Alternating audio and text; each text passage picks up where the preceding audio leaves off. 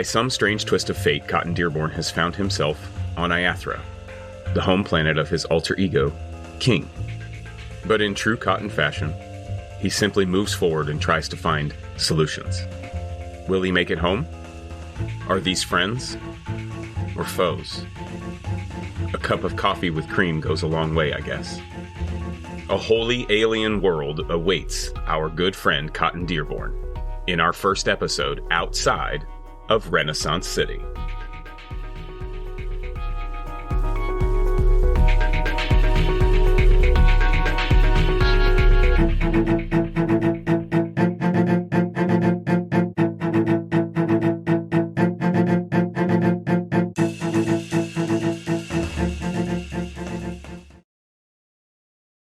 Cotton, you are awakened by the sound of rushing air and a heavy impact. You can hear the window in your room vibrating from the wind. What do you do? This is on Ayathra? Yes, you awaken in the bedroom on Ayathra. Okay. After your interaction with Star. Holy shit! Cotton gets up and runs to the other room to check and make sure there are no casualties. You head out of the bedroom. The door slides open in front of you, and as you make your way back into the kitchen area with those wide, with the wall of windows that you can see out onto the city, out onto the back patio area. Just past that, you can see several machines flying in the air, about the size of a large helicopter, but they're not helicopters. They're winged vehicles of some sort. The planes that you are used to seeing are, biplanes with the rotor on the front. This is a similar shape in the body of the plane to what you are seeing. There is a clear mound at the top, like you assume where the pilot would be, but the wings themselves are vibrating very quickly as if flapping and keeping these flying machines afloat in the air. Do they look mechanical or organic?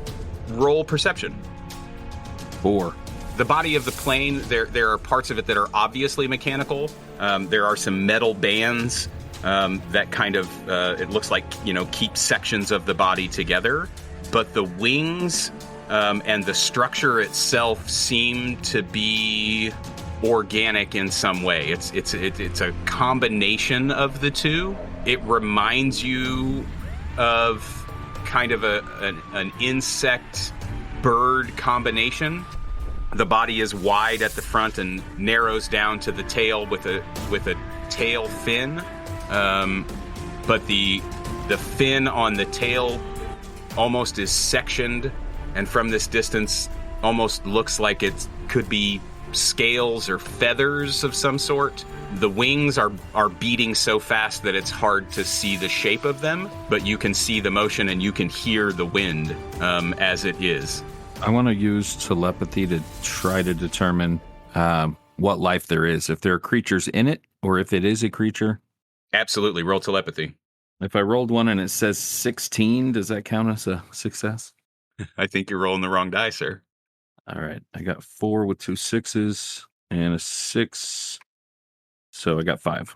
Yes. Inside every one of these, you can sense a living being, and each one of them is in a different emotional state.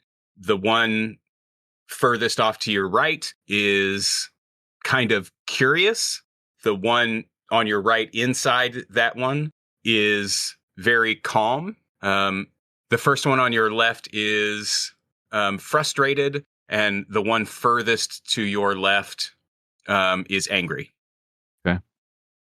They are hovering in place. Are you going outside? Are you staying inside? They've already shown aggression. No. I don't know that they bombed me.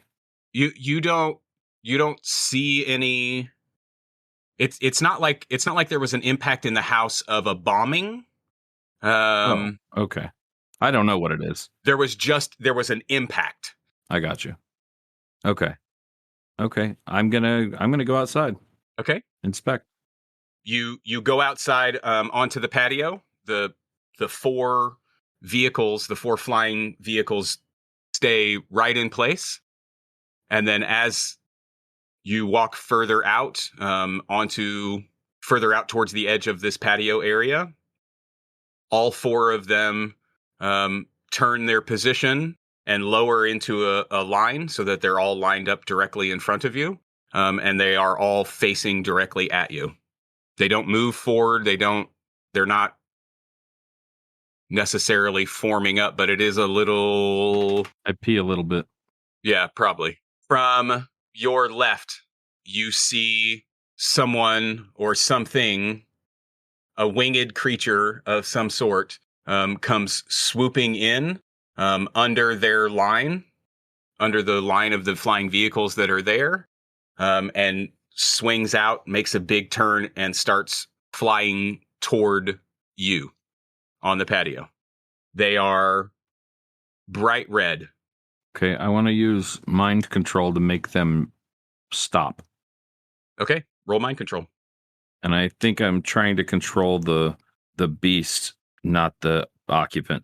So you're trying to control the red winged person thing that is coming at you? Okay. That's what I assumed. 4. 4? Well, let's roll some willpower and see. So, tell me what happens. I only rolled 1 success in willpower. Nice. So this thing makes a giant swoop. It flies up in the air, and it reminds me of King when King swoops through a room. No, it doesn't remind me of shit because I haven't seen that. Never mind that thought. It reminds me, the player, of King. Right. Well, it can remind Cotton of, maybe the stories that you have been told or the pictures that you have seen. I imagine King doing the same swooping motion. And here it comes. It lowers itself as if it's coming possibly to attack. I'm still not sure. I put my hand on my forehead and ball my other fist to focus. And I see myself in the mind of this other creature. And I give it the instruction to stop immediately in place, and it stops on a dime. So this creature is just flapping its wings, or does it drop out of the sky? It's just flapping its wings. Okay. So it just sits there, maybe 50, 60 yards out from you, and is just flapping its wings.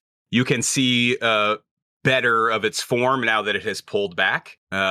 It appears to have black tipped, all of the red feathers appear to have black tips on them, and the facial structure seems bird-like to you. Okay.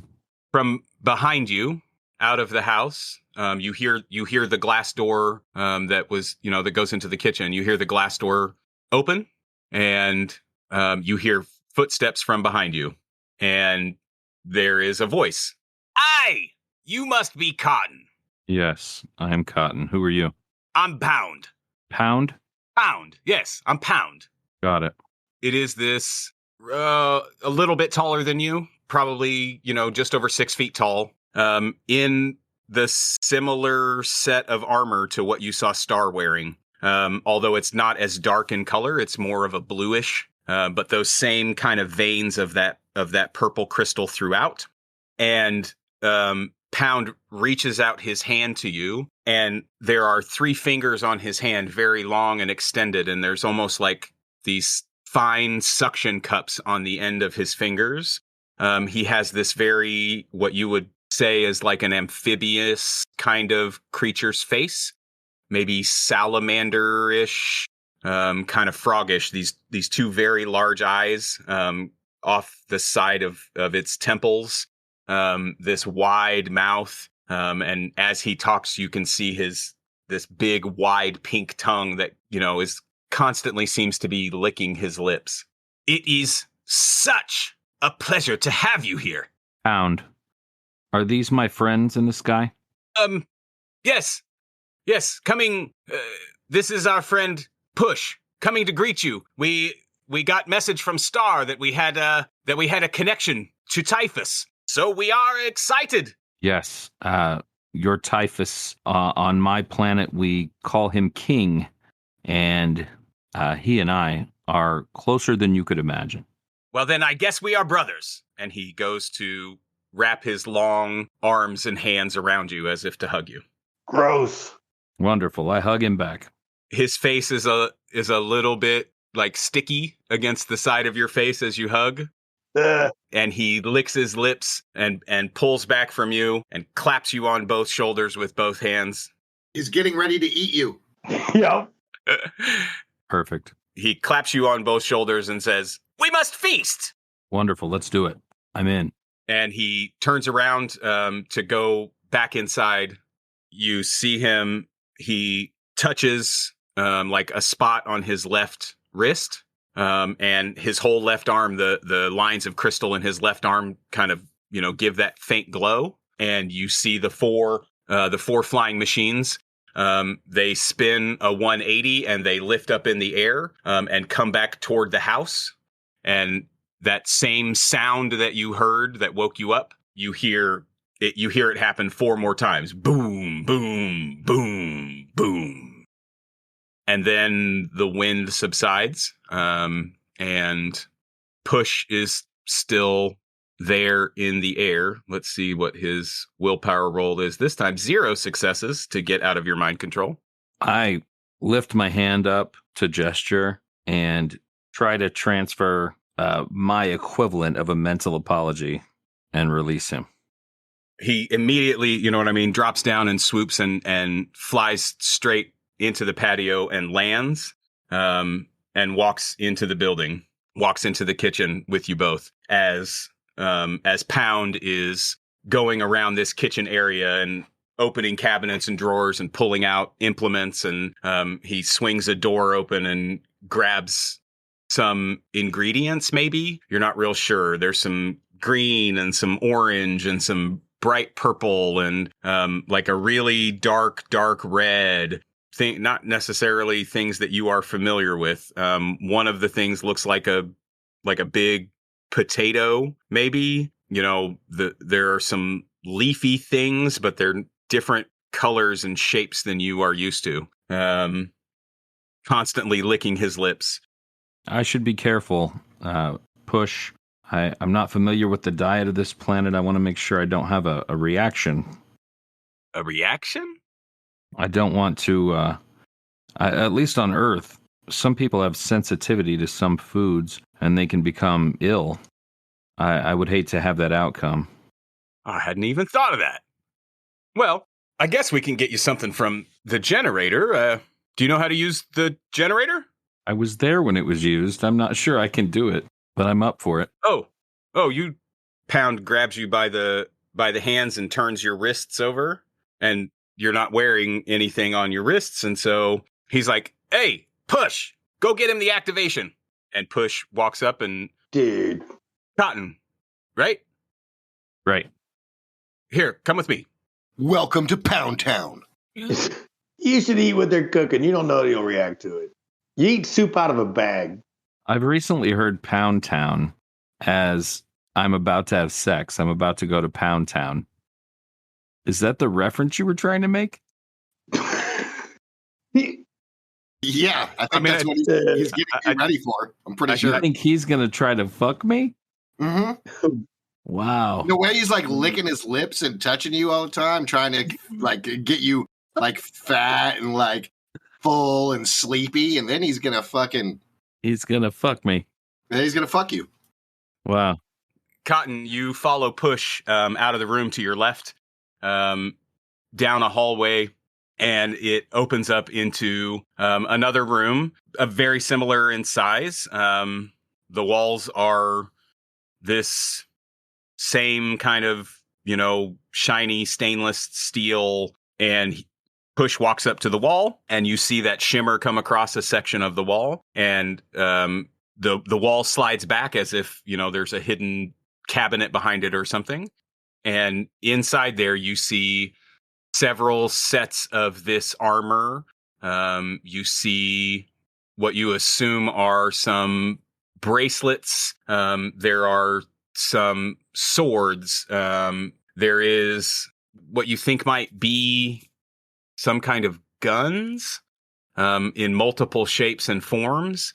Many of them, almost every one of the guns, the thing that you ties them all together is there's a section. Actually, you know what? Roll intellect for me. All right. 0. There's a section of each gun that has this kind of clear round cylinder on it. And it seems familiar to you, but I think your absent-mindedness comes into play here. And so you don't connect those dots. I'm going to give you a point of resolve for that. And Push reaches in and grabs one of the bracelets. It appears it's a very similar color to Star's armor. It's that dark brown, almost black, and it has 2 crisscrossing veins of that purple crystal in it. And he hands it over to you. Put this on whichever wrist you like. It'll actually allow you access to, well, many things in this house. There's a bunch of stuff you'll probably never use, but it does pinch a little, and it might make you feel a little weird for the first little bit of time that you're wearing it. But you'll have access to the Now system. So go ahead. Push, while we're in here, would you be opposed to me having a weapon for protection while I'm here? What are you looking for? I mean, I'm out of my element, and I have this sneaking suspicion that we may run into conflict, and it wouldn't hurt my feelings to be protected. Sure. You want, you know what I mean? Do you want something that's quick and fast? Do you want something that, like more of a rifle kind of thing? Or, what is it that what are you most familiar with? Something quick like a pistol. He reaches up and grabs this piece that it's pretty blocky. It's maybe 5 inches long. And that's what she said. Yeah. Maybe 1.5 inches deep. It has a series of very short. Well, I say short. It has a series of 4 round little purple crystals on the back side of it, and he hands it to you. It says Pound Town. It inscribed in one of the sides of it. It says Pound Town. Nice. And he says, "Here, this is probably the easiest one to operate for you. Make sure that you have your bracelet on though, or it won't work. All you got to do," and he taps the top crystal, and you can feel the weapon start to vibrate a little bit, almost like a cell phone buzzing in your hand. And he says, you tap that first one to activate it, and then the second one will send out like a charge that'll stun people. It doesn't go very far. You got to be pretty close to them to use that part of it. If you tap that second one, it'll shoot out a pulse that should at least knock somebody down. It might kill them, depending upon where you hit them with it. That third button, you really better make sure that you know what you're doing and that you're aiming at the right person, and that you hold on pretty tight, because it's going to shoot out a pulse that will definitely kill whoever you're aiming at. Okay? So got it. Top button turns it on. Second button's for stunning. Third button's that pulse that'll knock somebody over, maybe knock them unconscious, and might kill them. And that third button, that's for taking them out for sure. Thank you. This gives me a lot of security. I appreciate that. You're welcome. All right. Cotton puts on the bracelet, squirms a little bit when it pinches, and tucks the gun in his waistband and follows Push out the room. You put the bracelet on and you feel the pinch. And as you are walking out of the room, just for a split second, your vision you ever had a migraine? Mm-hmm. where you know what I mean? The outside of your vision starts to go wavy. And then eventually you're just down to like this pinpoint that you can see clearly while the waves in your eyes. It's almost like that, right? So your vision goes wavy for just a split second. And then you hear, "Welcome, Wayfinder." and your vision is clear and you're following Push. I just kind of look over my shoulders just to make sure there's not somebody walking up behind me. There is no one walking up behind you. Okay.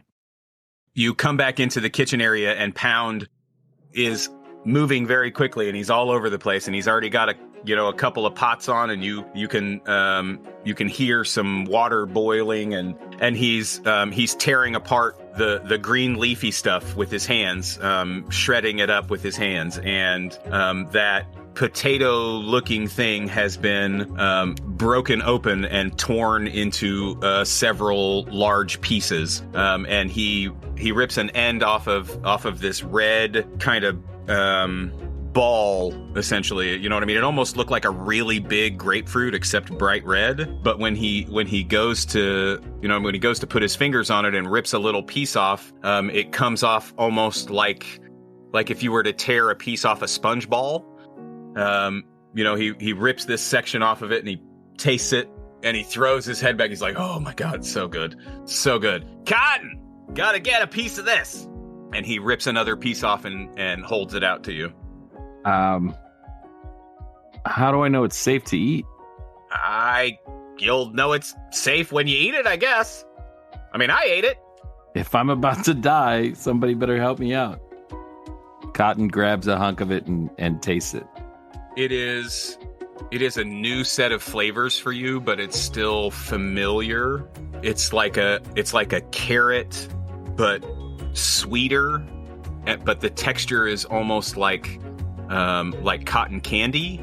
There's no crunch to it. It just kind of melts in your mouth. It's not sweet like candy, but you know what I mean? So your brain is kind of, I think, maybe having some issues trying to wrap your head around this new experience, but it is absolutely delicious. And he continues, Pound continues to cook in the kitchen and making a meal. After a few minutes, Push, you see the veins in his armor light up really bright. And Pound stops what he's doing, and the veins in his armor light up really bright. And Pound turns to you and puts a hand out to you and says, "Get ready. Get ready." All right. I pull the gun out and I look around trying to observe, inspect, and see what variables have changed. You hear from outside the building a very high-pitched whistling.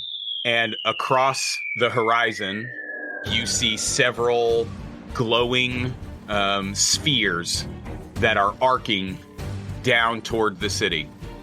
Pound grabs hold of you. "Those sons of bitches!" And you guys take off deeper into the house.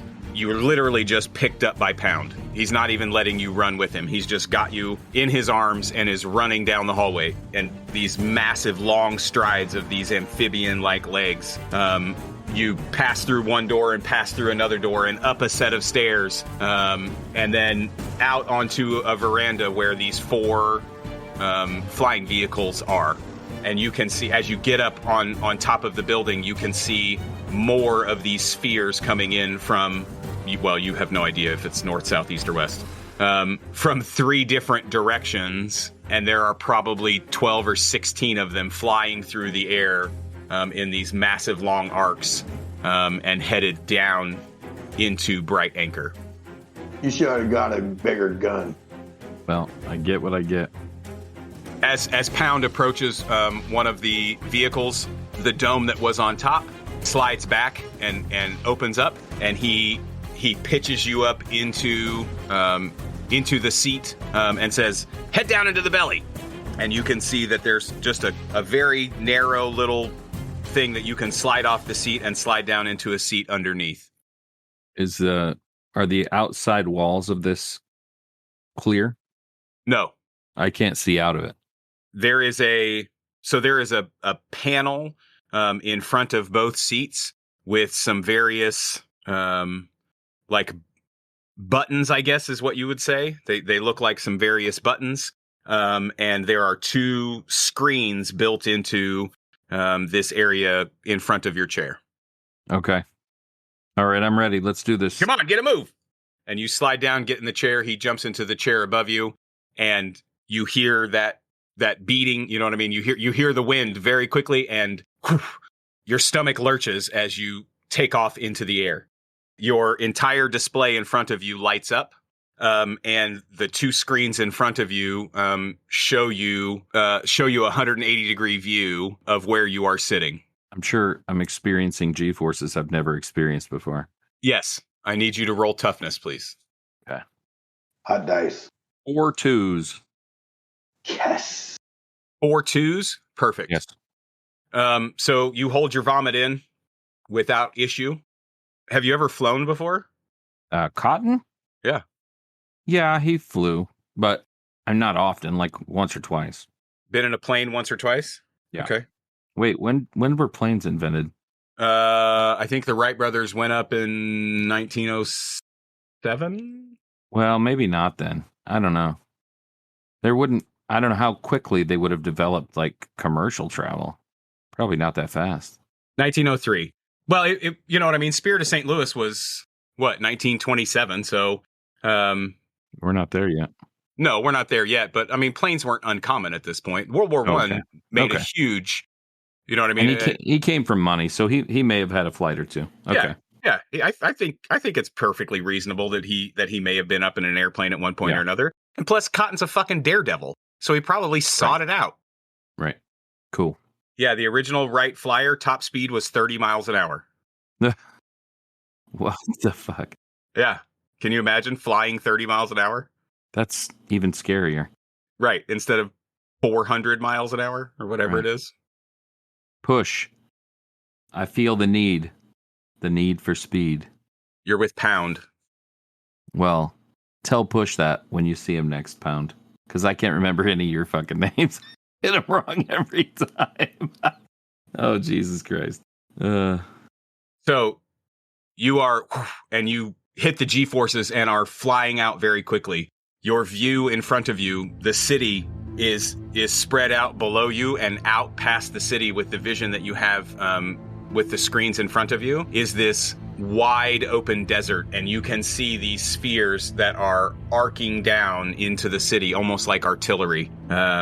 The city itself, you see, come to life. There are multiple areas where you see things start flying up and out of buildings, off of tops of buildings, out the sides of buildings. You see some buildings themselves that seem to turn and open, and while you don't necessarily, it's not like there's a swarm of things that flies out of them. You see some kind of transformation happening within the city itself. The 3 large golden buildings that are the obvious monuments, or no, that's not the right word. Centerpieces. God, that's not the right fucking word either. Landmarks. The 3 large golden buildings that are the obvious landmarks here in Bright Anchor. You see a shimmer around all 3 of them that happens, and all of this is, very, as you are flying extremely fast out and past the city and out into the desert. Pound says, Cotton, you got a blue button, you got a yellow button. When you see any of those bastards, hit the blue button. Don't hit the yellow button, all right? All right. Yellow button's only if we get in trouble. The yellow button will get you out of here. Got it. You fly out into the city, and you have no idea how far out you have gone, but it isn't long before you see a line of black somewhere out in the sand in the distance. And from that line, there's almost like dust rising in the desert. And then you see 4 more of those spheres come launching out from behind that black line. Roll perception. Nothing. 0? 0. Okay. Yeah, it's just, I think you are so overwhelmed with all of the newness and the flying so fast and the G-force and all of those things that it's hard for you to just comprehend. From that black line, you see several shapes lift up and they come to a level about what seems even with where you guys are flying across, and they start moving in your direction. What do you do? I want to use mind control to try to control these things, assuming that they're similar to the vehicle we're in. Okay, roll mind control. 6.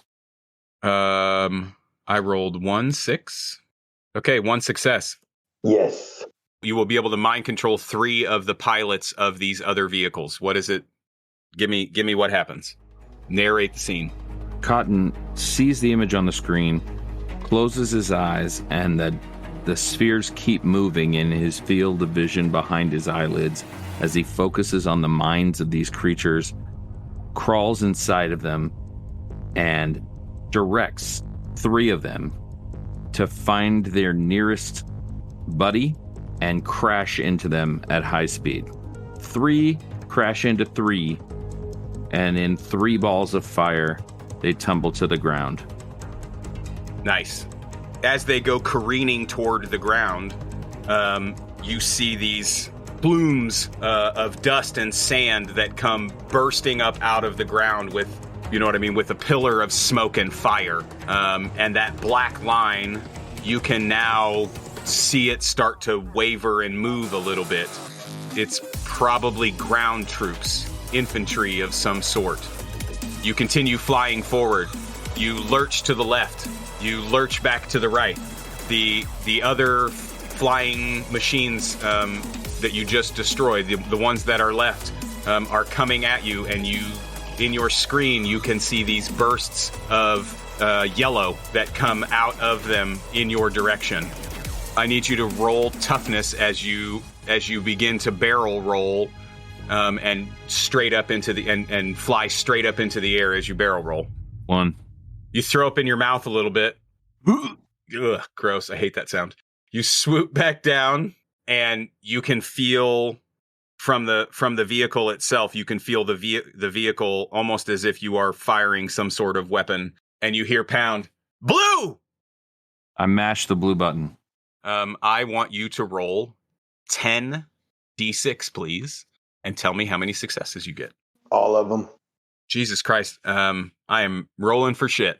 5. Yes. I got 0 successes, so tell me how you take out 2 of the incoming flying vehicles. I mash the blue button like I'm trying to beat the boss on Mario Brothers, and out comes some projectile. I don't even know what it is out the front of the machine that we're flying in. Too many unknowns. And comes and hits one directly, splits it in half, and hits the one right behind it with the same projectile, and they both go down in flames. You hear a voice. You take to this nicely, Wayfinder. Thank you. I do my best. Battle ensues all around you. You are now flying in and out of the airspace of this opposing army as they are trying to assault Bright Anchor from the outside. Fuck me.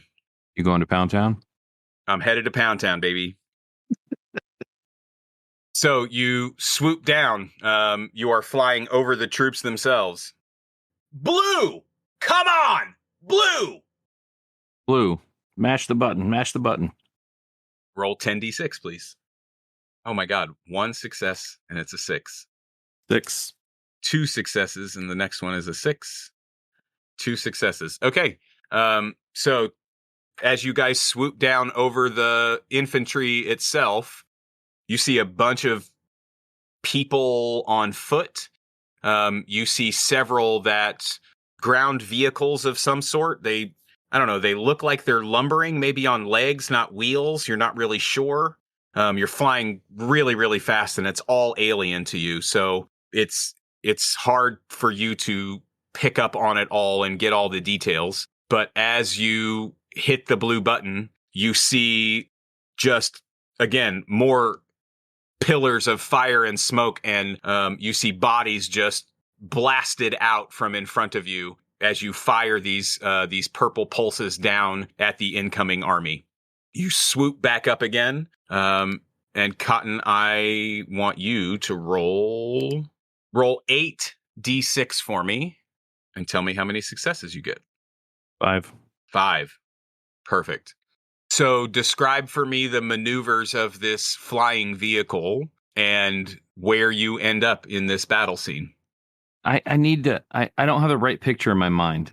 Are we talking about 200 troops, 2,000 troops, or 200,000 troops? Like, what am I seeing? It's probably between 10 and 12,000 troops on the ground. Oh, wow. With maybe 100 vehicles of some sort between the rovers and the launchers. Gotcha. Am I taking anything out? Yes. You tell me what happens. Okay. All right. You can't kill everybody. Right. Yeah, exactly. I hit a pulse and it hits this giant tank. Everybody is dead. And it causes this chain reaction. It's funny. All right. Well, so we're flying down. We do the arc and the dip, just like the one machine creature was doing when it seemed to threaten me. And we come down ground level, face to face, and we're just going like breaking land speed records on the ground. And I'm hitting that blue button, jamming that blue button as fast as I can, and just tearing a path, a vertical path across the landscape. And as we're flying through, I'm clearing one row, and the 2 rows beside that guy are just kind of bouncing off the edge of the machine. And we roll out and clear out easily 50 are dead or injured before we basically go straight up into the atmosphere to retreat and regroup and come back and try again. Hell yeah. You swing back around, and I'm going to roll some dice, and I want you to roll 8d6 again, please. I got a 5. I got 2. Okay, so you are flying up, and you feel the impact of something against your own flying machine, and as you feel that rumble in the plane, you swoop down and to the left and cut back up and around. What do you do? All right, another pass here. Another pass. You tell me. What are we doing? All right, we come up. We feel impact. We basically let the force of gravity propel us back toward the ground. We begin to accelerate, and I'm just jamming the blue button, holding the blue button down, taking out as many guys as I can on the way to the ground. And as we approach the ground, I want to attempt mind control on the front row of enemies. Okay, roll mind control. Well, that didn't work as well as I wanted it to. I got a 3. I rolled 4 successes on 4 dice for those minions, and so I think you're moving too fast, and there's so much stimulus and everything that it's just maybe the distance, maybe you're too far away. But yeah, you're not able to gain hold within their minds. Okay, I want you to roll 8d6 for me, please. 1, 2, 3 with a 6. 3. I also got 3, so no harm. You feel impacts again. You know what I mean? As the plane lurches a little bit, and this time you spin down and to the right and swoop back in. In front of you, you can see again some of the infantry, some of the vehicles, and some of the artillery, some of the launchers that are out at the back of this army's area. You can see several of the flying machines, that come in and out of your view as you're inside this dogfight. What do you do? Mash the blue button. My attempt is to focus on taking out the largest number of people as possible. So we're swooping down. We're using blunt force, and we're spraying this pulse across the land. Roll those dice. 8 or 10. 10. 4. 4 successes. Yes. I got 1, 2, with a 6, and a 5. So 2 successes. So you narrate. Tell me what happens. Pound is toggling the steering wheel left, right, left, right, left, right, and I'm holding down the pulse, and we're spraying a path about a 30-degree wedge into the first several rows of this group and clearing out as many as we can. Easily 20 or 30 defeated, killed. Nice. You finish that swoop down, you know what I mean? Again, blasting into this crowd of soldiers, and fly on past, bank to the left hard, and you bank hard to the left, and you can see Bright Anchor in front of you. And as you turn and are looking at the screens, you see the first of those glowing spheres come down and impact the city. And there is just a split second where it seems like time stops. And then there is a rushing wave of dust that you see come out from the impact site.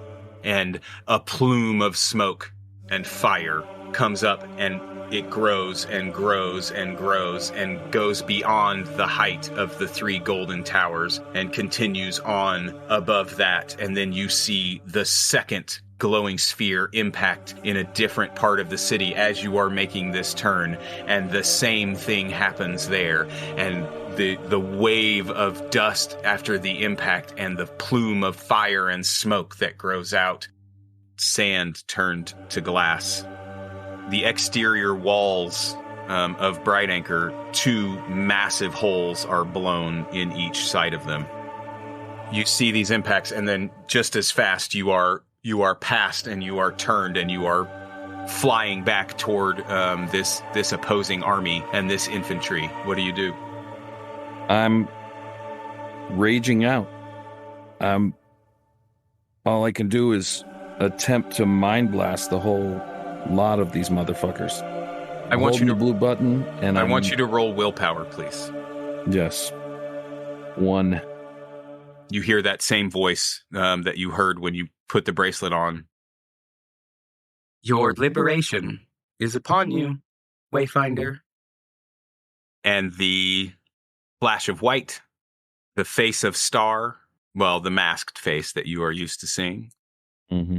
And you are falling, and you land on top of a crate.